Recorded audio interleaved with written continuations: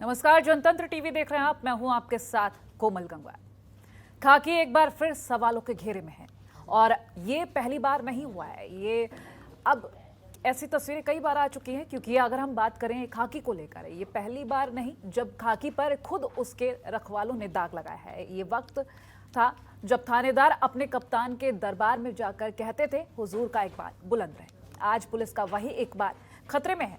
लोकतंत्र में हर 5 साल बाद सरकार की कसौटी में अपराध और अपराधियों पर लगाम बड़ा मुद्दा होता है।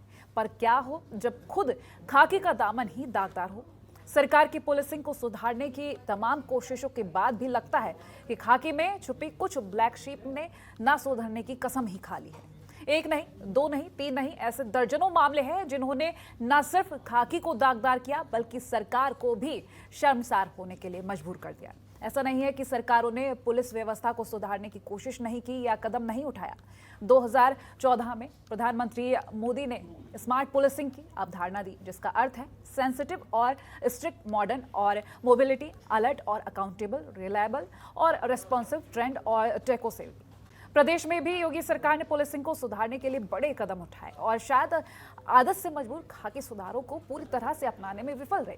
आज इसी मुद्दे पर चर्चा करेंगे, आखिर क्यों सरकार की कोशिशों को पलीता लगा रहे हैं खाकी वाले। हमारे साथ खास पैनल जुड़ रहा है। पूर्व आईपीएस ओपी सागर हमारे साथ जुड़ रहे हैं।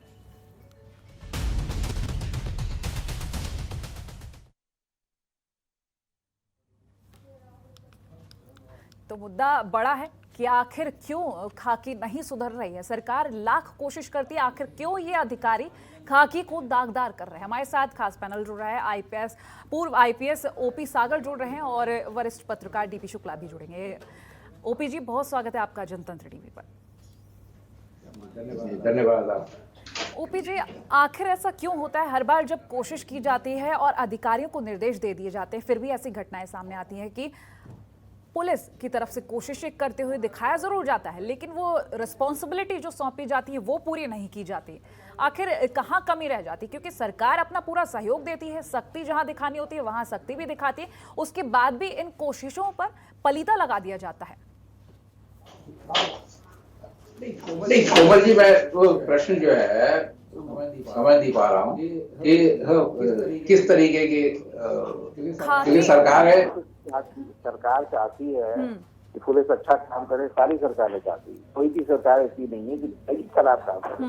लेकिन हमारा जो पुलिस है अभी तक वो जो है कॉलोनियल रूप जो शासक वर्ग का एक पुलिस होता था वो रूप अभी तक चला आ रहा है।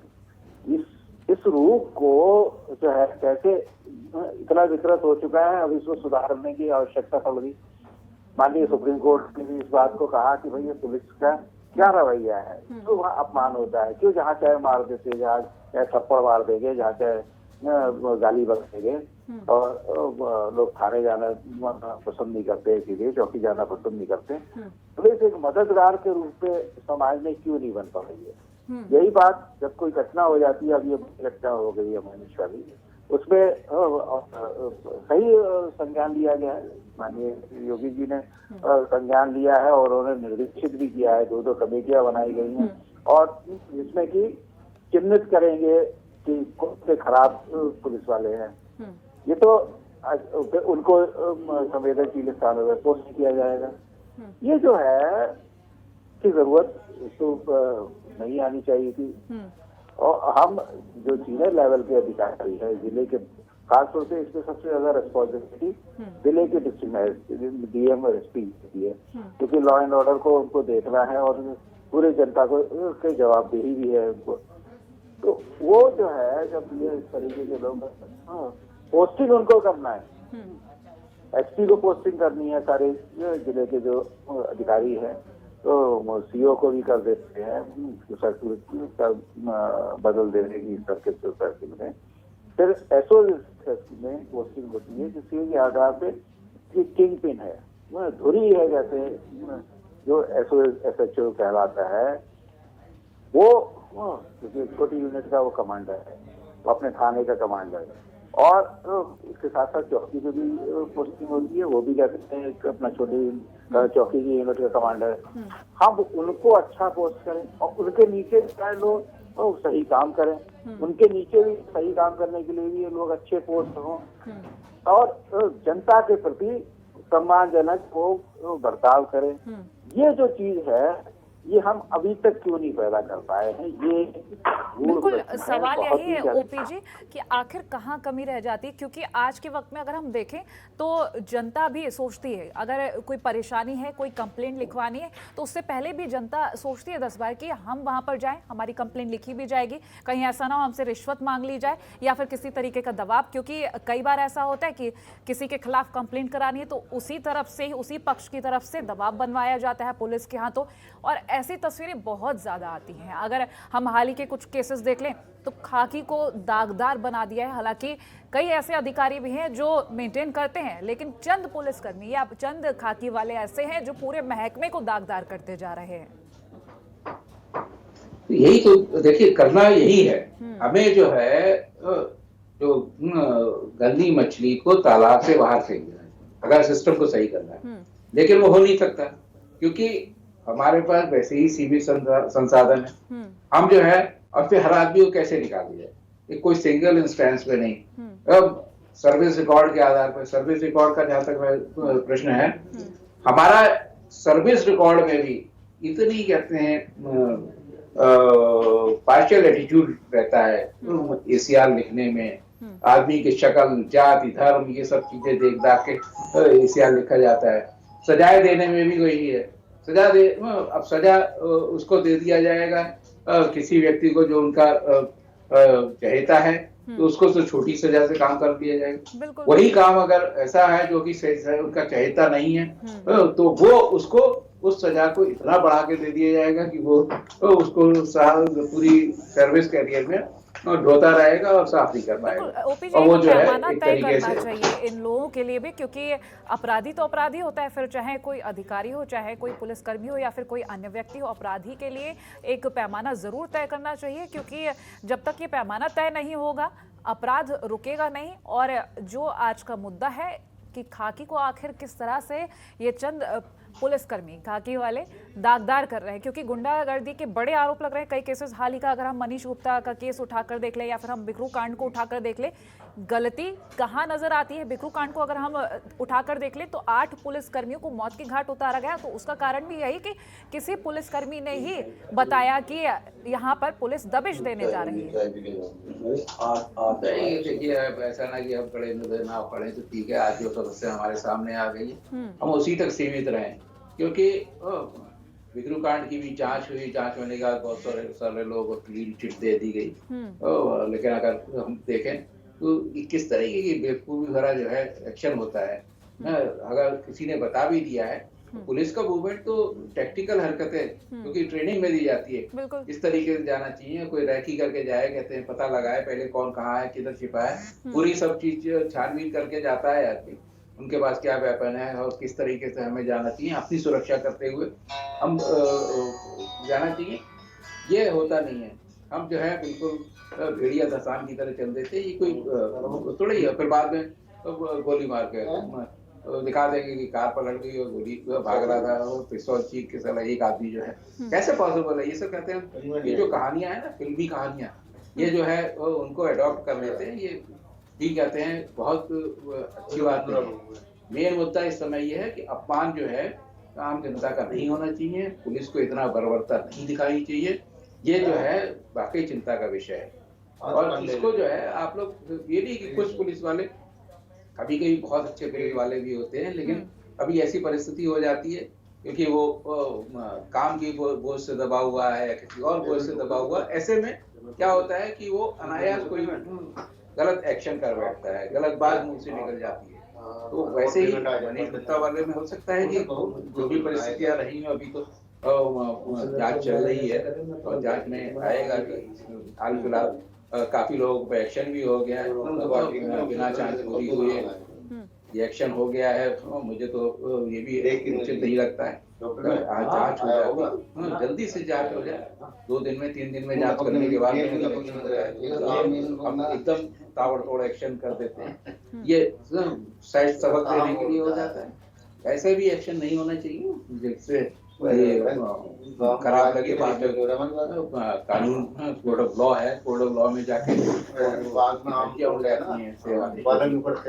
तो मैं ठीक ये कहा कहूँगा आपने। कि सम्मान से आदमी, सम्मान से हर नागरिक को जीना। आपने अभी कहा कि लोग गड़बड़ कर देते, कानून का पालन कराना है, अपराध नियंत्रण करना है। और देशों की आप बोल लीजिए ना, वहाँ की भी पुलिसिंग देखिए, वहाँ कोई चालान होता है तो जब कोई गाड़ी ट्रैफिक रूल्स का वायलेशन करती है उसको रोक के बड़े कायदे से बात करेंगे। सर यहाँ भी इंडिया में भी मैं कह रहा हूँ, वो परिस्थिति सब जगह नहीं है।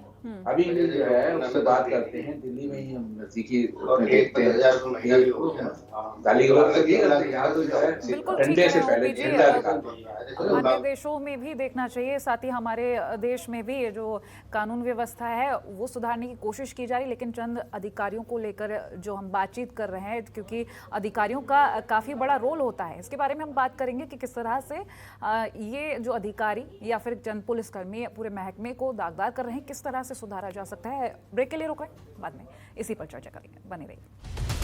ब्रेक के बाद एक बार फिर से स्वागत है। हमारे साथ पूर्व आईपीएस ओपी सागर जी जुड़े हुए हैं। मुद्दा सिर्फ यही कि खाकी को आखिर क्यों दागदार बनाया जा रहा है, क्यों जो जिम्मेदारी दी जा रही है नहीं निभाई जा रही है, आखिर क्यों खाकी के होते हुए इतने क्राइम बढ़ रहे हैं।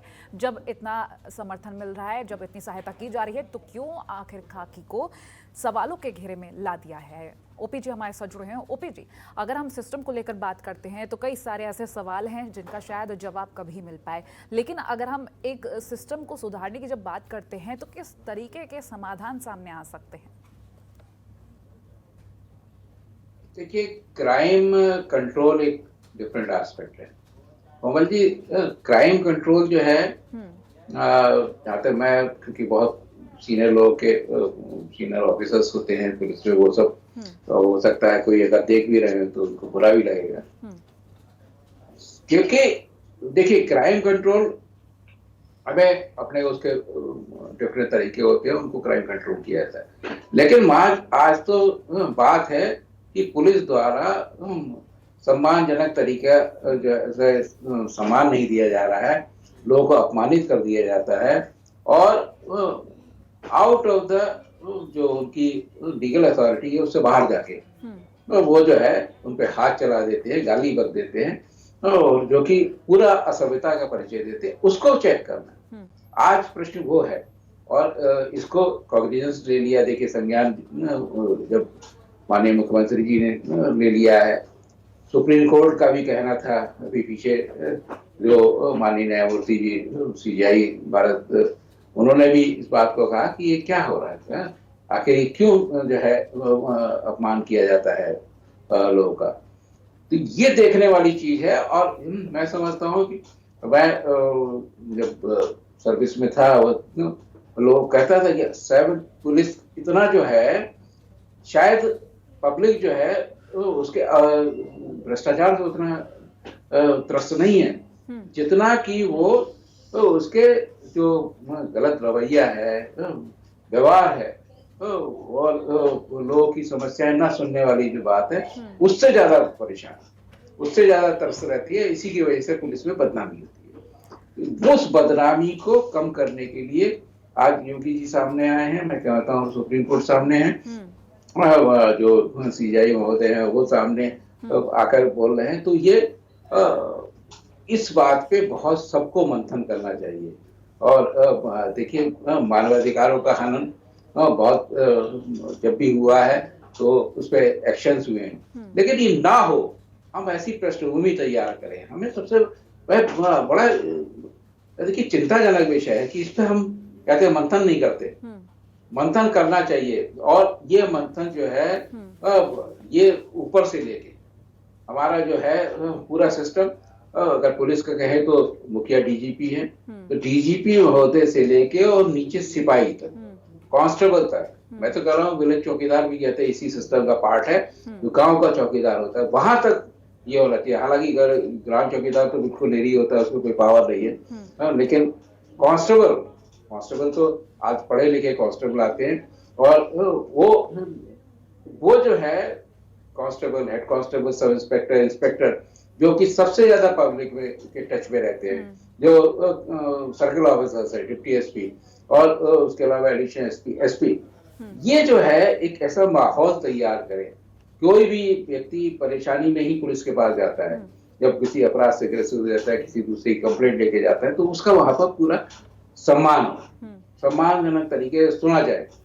अब अक्सर कह देते हैं कि ऐसा झूठी कंप्लेंट लेके आ जाते हैं। अरे भाई झूठी कंप्लेंट है, आप कहते हैं कंप्लेंट ले जांच करो तब ना झूठी है, कहीं काम का बोझ बढ़ जाएगा। बात सही है कि काम का बोझ वाकई बहुत ज्यादा पहले से ही है। इतनी ज्यादा हमें मल्टीवेरियस ड्यूटीज देनी पड़ती है, डिफरेंट तरीके की ड्यूटीज है, और दिन रात ड्यूटी देते हैं, 24 घंटे, कभी कभी 24 घंटे। नाम का है कि 24 घंटे काम करना है, लेकिन करना भी पड़ जाता है। और जो सबसे कामचोर पुलिस वाला है वो भी 12 घंटा काम करता है।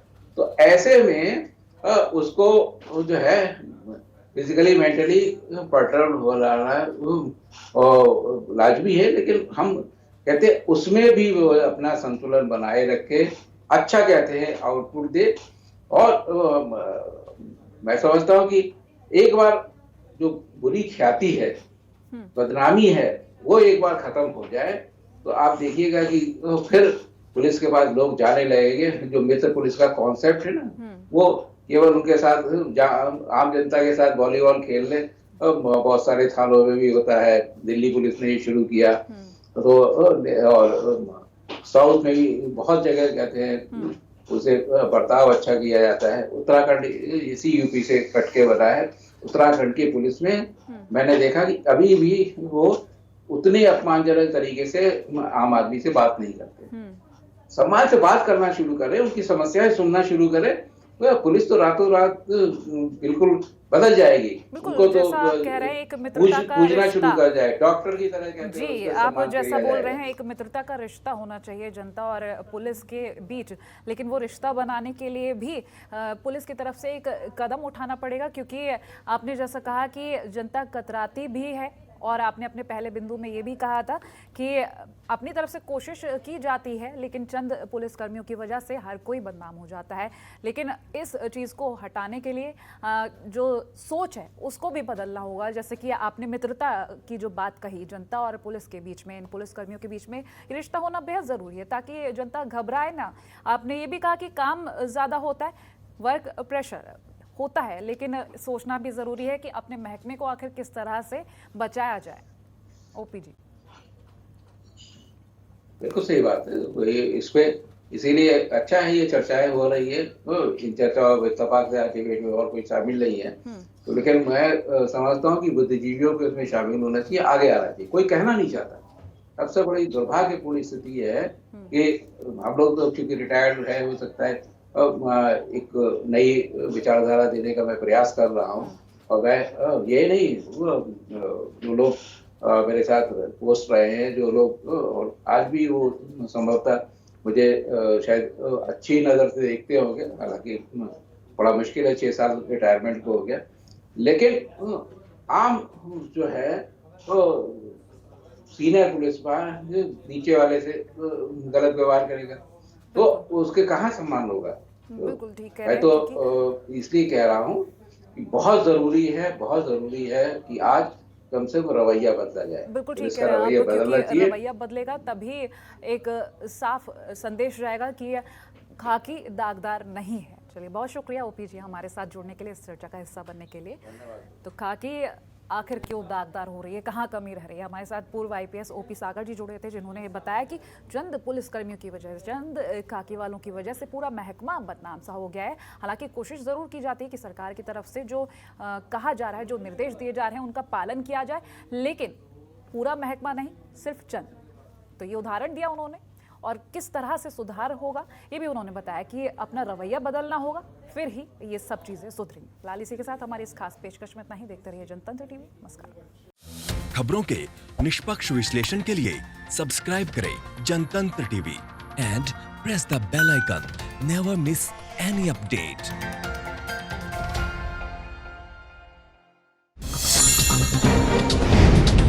डाउनलोड कीजिए जनतंत्र टीवी ऐप को, जो कि अवेलेबल है गूगल प्ले और ऐप स्टोर पर। अधिक जानकारी के लिए अभी डाउनलोड करें।